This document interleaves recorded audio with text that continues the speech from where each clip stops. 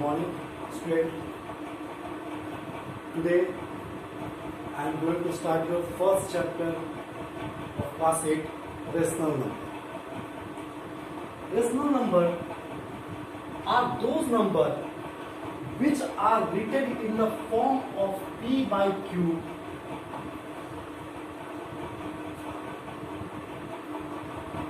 in which Q never or not equal to 0 and P and Q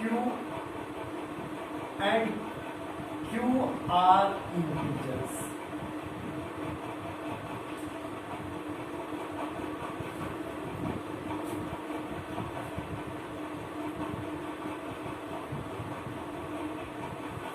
Then what is rational number?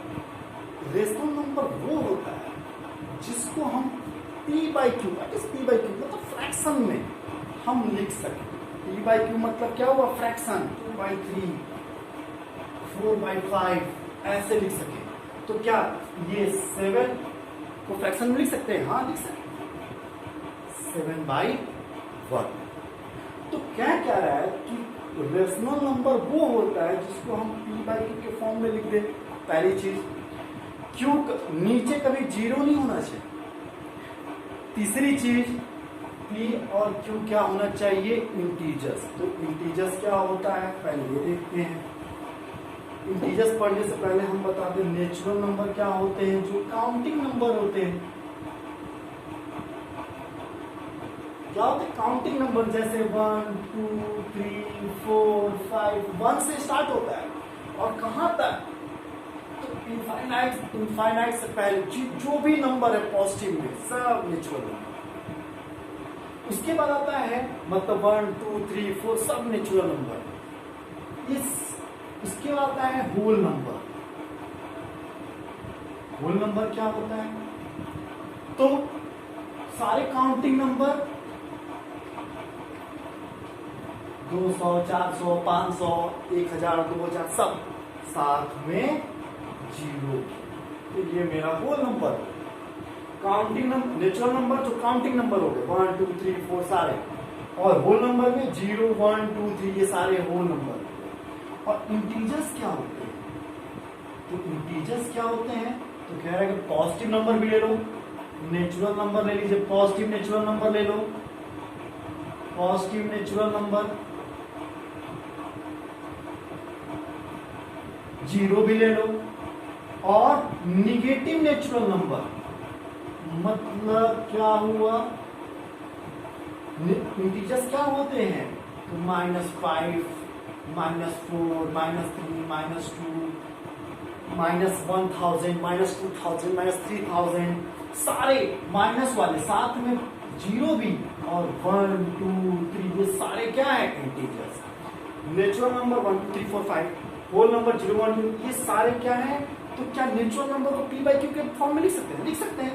4 by 1 नहीं लिख सकते हैं, 5 by 1 नहीं लिख सकते. तो क्या नेचुरल नंबर को रेशनल नंबर होता है? हाँ. तो नेचुरल नंबर क्या है? रेशनल नंबर है. होल नंबर इसको भी हम सबको 2 by 1 3 by 1 4 by 1 कुछ नहीं तो 1 तो लिखा ही जाता है. अब बताओ 0 by 1 हो सकता है क्या? तो 0 by 1 क्या होगा? 0 ही होता है. तो 0 क्या है? मेरा एक रेशनल नंबर है. 0 भी एक रेशनल नंबर होता है. इंटीजर्स सारे निगेटिव नंबर ये भी सब क्या है? तुम्हारे रेशनल नंबर है. तो कहता क्या है? रेशनल नंबर क्या है? जिसको P by Q 4 by 3 5 by 4 6 by 2 सब मेरे नेचुरल नंबर है. लेकिन नीचे 0 नहीं होना चाहिए. अगर 2 by 0 हो गया तो ये तो इनफाइनाइट हो गया ना. 2 को 0 से डिवाइड करना है तो क्या कुछ भी नहीं मिलेगा, इनफाइनाइट नंबर मिलेगा. और P Q क्या होना चाहिए? तो निगेटिव भी हो सकता है, पॉजिटिव भी हो सकता है. तो P और Q क्या होना चाहिए? इंटीजर. समझ में आ गया? अब देखो, तो ये मेरे तो पॉजिटिव रेशनल नंबर क्या होते हैं? तो जैसे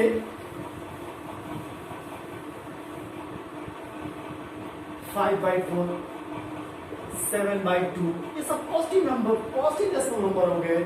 क्लियर है?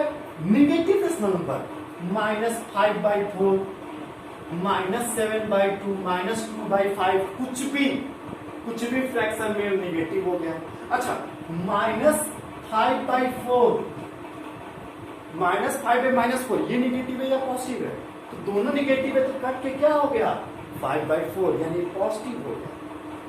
ठीक है, तो ये रेशनल नंबर हो गए। रेशनल नंबर क्या होते हैं? जिनको p/q के फॉर्म में लिख दे, और p और q क्या होना चाहिए? Integers, negative, 0, 1, 2, 3। हाँ, नीचे 0 नहीं होना चाहिए। एब्सोल्यूट वैल्यू, एब्सोल्यूट वैल्यू क्या होता है? जैसे मान लिया एब्सोल्यूट वैल्यू निगेटिव, जैसे मान लो -5/4 है, ये तो निगेटिव साइन है। आपको क्या दिया कि -5/4, मतलब एक तरह समझो कि -5/4 किलोमीटर चला है, -5 किलोमीटर चला है। अब कोई किलोमीटर माइनस में थोड़ी चल सकता है। तो ये माइनस क्या बताता है? कि वो जिधर चलना था उधर नहीं चला, पीछे चला है। अब चला तो है ना कम से कम, तो इसका क्या मतलब हुआ? कितना चला है? 5 किलोमीटर। तो जो एब्सोल्यूट वैल्यू क्या होता है उसको मॉड में रखते हैं। मॉडुलस, मॉडुलस में क्या होता है? निगेटिव मेरा निगेटिव नहीं लेते हैं, सिर्फ पॉजिटिव वैल्यू। ठीक है, तो एब्सोल्यूट वैल्यू में क्या होता है कि जितने निगेटिव नंबर है उसको उसकी पॉजिटिव वैल्यू दी जाती है। और पॉजिटिव वैल्यू का एब्सोल्यूट वैल्यू क्या होगा? पॉजिटिव ही होगा। 5 का भी 5 होगा, -5 का भी 5 होगा। ये एब्सोल्यूट वैल्यू होगी। Equivalence rational number, equivalence, equi मतलब equal, equal rational number, equal उसके बराबर रेशनल नंबर। अगर कोई 2/3 है, इसके बराबर रेशनल नंबर क्या होगा? तो इसको हम क्या करते हैं? तो मैथ्स में क्या है, मैथ्स में क्या है कि हम किसी भी फ्रैक्शन को हम किसी से मल्टीप्लाई कर सकते हैं, किसी से डिवाइड कर सकते हैं, लेकिन एक शर्त है कि दोनों करना चाहिए, दोनों, ऊपर नीचे दोनों। यानी we have to multiply denominator and numerator and numerator both by any number -2, 2, 2। अगर हम 2/3 एक नंबर लेंगे, 2/3 का इक्विवेलेंस निकालना है, तो इसको 2/3 से हम 2 से मल्टीप्लाई कर देंगे, तो कितना हो गया 4/6। ये 2/3 और 4/6 एकदम बिल्कुल बराबर है। फिर 2/3 और 6 को इसको 3 से मल्टीप्लाई कर दिए, तो क्या हो गया आपका? ये हो जाएगा 6/9। ये सब बराबर है, ये दोनों बराबर है। फिर 4 से -3 से भी कर सकते हैं, तो कितना हो गया? -6/9, -9। ये भी बराबर है। सारे इक्विवेलेंस, इक्विवेलेंस रेशनल नंबर। जैसे एक एग्जांपल भी हम ले सकते हैं।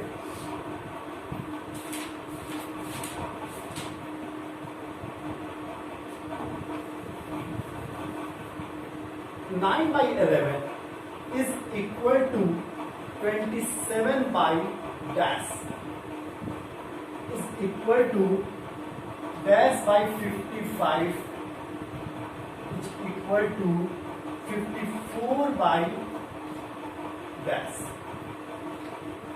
अब बताओ कि 9 को कितनी बार मल्टीप्लाई किया गया होगा? 27 आया होगा 3 टाइम्स। तो 9 को 3 से मल्टीप्लाई किया होगा तभी ना 27 आया होगा।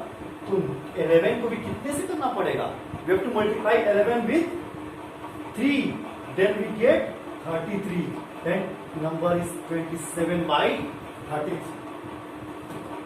अब फिर से, अब इस पे देखते हैं, इसमें क्या है?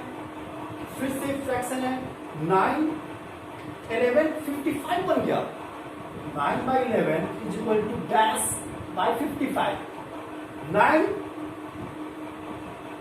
by which number we have to multiply 11, then we get 55 by 5. If we multiply 11 by 5, then we get 55. So we have to also multiply 9 by 5, then we get 45. अगर हम 11 को 5 से किए हैं तो 9 को 5 से करना पड़ेगा, यहाँ पे 45 हो जाएगा।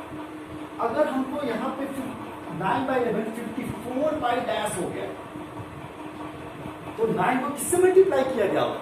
6 से, तभी 6 से, तो नीचे भी 6 यानी क्या हो जाएगा 66। क्लियर है? तो ये इक्विवेलेंस रेशनल नंबर हो। उसके बाद आता है स्टैंडर्ड फॉर्म। स्टैंडर्ड फॉर्म क्या है? जैसे मान लो एक फ्रैक्शन है 18/15, ये p बाई क्यू में सही है। लेकिन रेशनल नंबर लिखने का एक तरीका होता है। रेशनल नंबर हमेशा जो है वो सिंपलेस्ट फॉर्म में लिखा जाता है, मतलब उनका कोई कॉमन फैक्टर नहीं होना चाहिए। क्या 18 और 15 का कोई कॉमन फैक्टर है, मतलब जिससे दोनों कटता हो?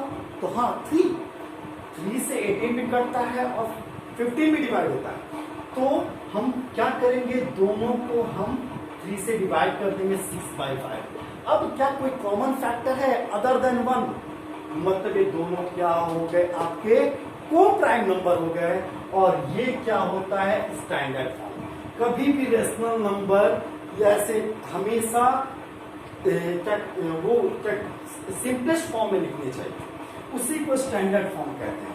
जैसे मान लो -3/-15। अब हम ये क्या, इनके कॉमन फैक्टर है? नहीं, कॉमन फैक्टर नहीं है। सपोज दैट ये रहता, इनका कोई कॉमन फैक्टर है? तो है, ये माइनस कॉमन फैक्टर है। तो माइनस को हम क्या करेंगे, कैंसल आउट करेंगे, या फिर ऐसे समझो कि ऊपर नीचे हम माइनस से मल्टीप्लाई कर देंगे। ऊपर करना है -1 से नीचे, माइनस इंटू माइनस क्या था, प्लस, माइनस इंटू में प्लस, तो दोनों पर क्या हो गया, 3/4। तो 3/4 आपका स्टैंडर्ड फॉर्म हो गया। अब जैसे मान लो ये स्टैंडर्ड फॉर्म मतलब क्या होता है, सिंपलेस्ट फॉर्म, दोनों का फैक्टर 1 के अलावा कोई नहीं होना चाहिए। ये मेरा हो गया स्टैंडर्ड फॉर्म। उसके बाद हमको पढ़ना है असेंडिंग एंड डिसेंडिंग ऑर्डर। जैसे मान लो असेंडिंग मतलब कौन किससे बड़ा है, कौन किससे छोटा है। अब इसके लिए एक एग्जांपल लेते हैं। सपोज दैट एक नंबर हम ले लेते हैं -2/3 एंड -5/7। कौन बड़ा है इसमें? तो हम क्या करेंगे, हम ऊपर नीचे इनका एलसीएम, इनका डिनोमिनेटर सेम करते हैं। मेरा आप क्लास 8 में हो तो हम क्रॉस मल्टीप्लिकेशन करके नहीं समझाएंगे, आपको डिनोमिनेटर सेम करना सिखाएंगे। तो सेम जो डिनोमिनेटर उनका एलसीएम ले लो, तो 7 3 का एलसीएम 21। अब इसको 21 बनाने के लिए किससे मल्टीप्लाई करना पड़ेगा, 7 से, और इसको 21, इसको जो नीचे है उससे तो ऊपर करना पड़ेगा। इसको नीचे बस सेम किया जाता है, इसको 21 बनाने के 3 से, जब नीचे 3 से तो ऊपर कितने से, 3 से। ये कितना हो गया, -14/21, और ये -15/21। अब बताओ कौन बड़ा है? तो 15 बड़ा है 14 से, लेकिन माइनस में जब लेते हैं तो -2 और -1 में कौन बड़ा है? तो -1 बड़ा होता है। इसी तरीके से माइनस में जो छोटा होता है वो बड़ा होता है, ये बड़ा हो गया। ठीक है, तो हमको एक क्वेश्चन ले लेते हैं और उसको असेंडिंग और डिसेंडिंग दोनों में सजाते हैं। जैसे फर्स्ट एग्जांपल ले लिए 5/-3, 5/6, 3/8 एंड 5/9। पहला चीज कि नीचे निगेटिव नहीं होता है। नीचे अगर -1 से 2 ऊपर नीचे मल्टीप्लाई कर दो तो -1 ऊपर चला, -5 ऊपर चला गया। सेकेंड चीज, अब इन चारों अलग अलग डिनोमिनेटर, तो सबका डिनोमिनेटर हमको सेम करना पड़ेगा। तो 3, 6, 8, 9 का आप एलसीएम ले लो। फर्स्ट क्या होगा एलसीएम में, 2, 3, 3, 4, 9। अब क्या लेना पड़ेगा, 1, 1, 4, 3। अब कुछ नहीं हो सकता। 2 3 जा 6, 6 4 जा 24, 24 3 जा 72। आप क्या करोगे, पहले सबको अलग अलग लिखोगे।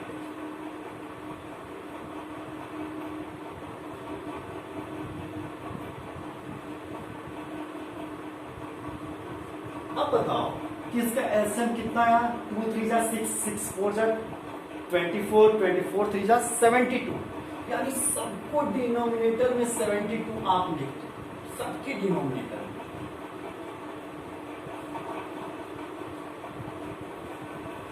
पहले से ही उसके बाद ये बताओ कि यहाँ पे क्या मल्टीप्लाई करके 72 हो जाए, तो 24 यानी ऊपर भी किससे मल्टीप्लाई करना पड़ेगा, 24। 24 5 जा -120, किससे मल्टीप्लाई करना पड़ेगा, 12 से, तो ऊपर भी 12 से 16। किससे मल्टीप्लाई करना पड़ेगा, तो हमें 9 से, तो ऊपर भी कहां से, किससे, 9 से 27। किससे, 8 से, ऊपर भी 40। अब बताओ कि इनमें सबसे छोटा कौन है, तो -120 है ना। उससे बड़ा कौन है, तो 27। उससे बड़ा कौन है, तो 40। और उससे बड़ा कौन है, 60। तो ये कौन था, ये आपका -3/5/3, ये सबसे छोटा है।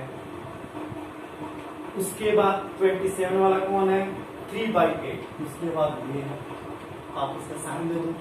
और फिर 27 40 5/9 है, और उससे बड़ा है आपका 5/6। और जब हमें डिसेंडिंग में लिखना है तो सब उल्टा कर दो इसको, ठीक है।